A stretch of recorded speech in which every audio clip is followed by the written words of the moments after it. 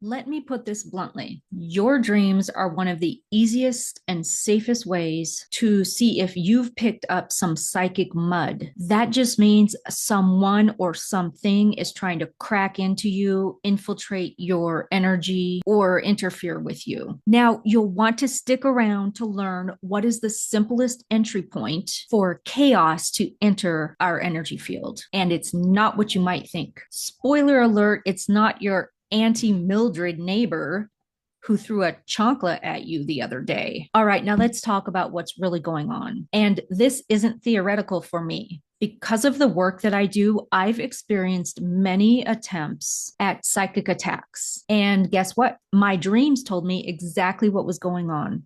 And so it didn't get far. And that's the power of dreams. They show you exactly what's going on. Here's a dream you might like that I had during that time. It's a dream about someone peeing on me. Being urinated on in a dream is a huge sign of disrespect. Well, I mean, obviously, if it wasn't in a dream, it would also be a huge sign of disrespect. But in a dream, it's a sign of psychic insult or projection, an energetic attempt for someone to defile you or mark your energy field. In that dream, it was a child and went by a shortened name that you might call a child. They pretended it was an accident and they acted harmless. That combination, the childlike name, the fake innocence, the oops, I didn't mean to, that was enough of a message for me to know exactly what was going on. The dream was showing me that someone was pretending that they mean no harm.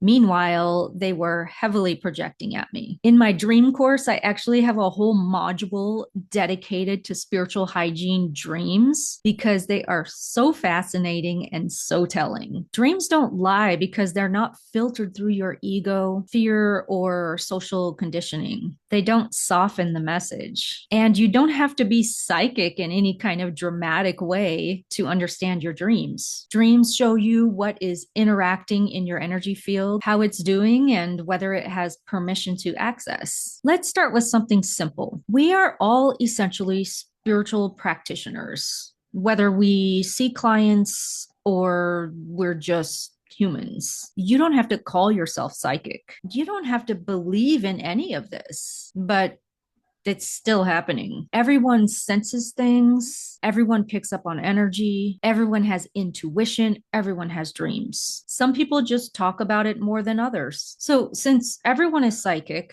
that doesn't mean everyone sees ghosts or hears voices, but it does mean that everyone perceives more than they think they do. Surely you've walked into a room and felt that something was just off. You've been around a person and then found yourself feeling really tired, drained, or anxious. Or you've had a dream that stayed with you all day. You've felt watched. You felt inspired. That's perception. That's not magic. That's human. So whether we talk about it or not, these things that are a little bit dark and muddy. There are demons, there are entities, there are disembodied beings like ghosts, and there are non beneficial energies and frequencies. And there are certainly people out there who project fear, anger, jealousy, or ill will. But guess what? That doesn't mean you're in danger. It just means you're here living on Earth. We don't stop driving cars because accidents exist.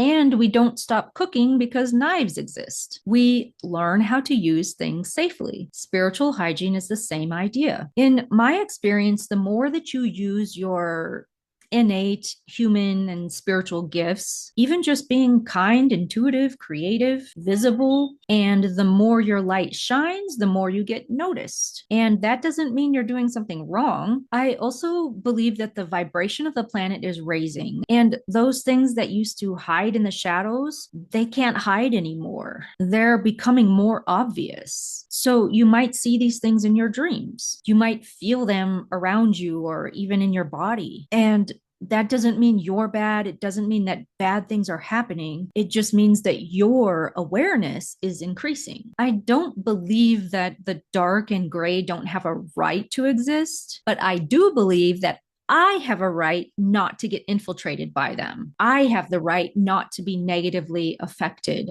by them. And you do too. Spiritual hygiene is simply learning how to step forward in that. One of the biggest ways people get affected is fear. Fear opens doors. I've seen teachers use fear to get people hooked. If you don't come to me, you're not safe. Only I know how to do this. You're under attack. That keeps people out of their power. I don't teach this way. Everything I teach is something you should already know. We should be taught this kind of stuff in school. You don't need to be afraid of creepy feelings. You don't need to be afraid of haunted places, and definitely not of scary dreams. You might get infiltrated at some point. Okay, that's a thing that happens, and you can clear it. It's not a big deal. That's the difference between fear and empowerment. A lot of what we feel doesn't even come from us, but some of it does. We can certainly project our own fears onto ourselves, and then we might blame it on somebody else, but it actually came from us.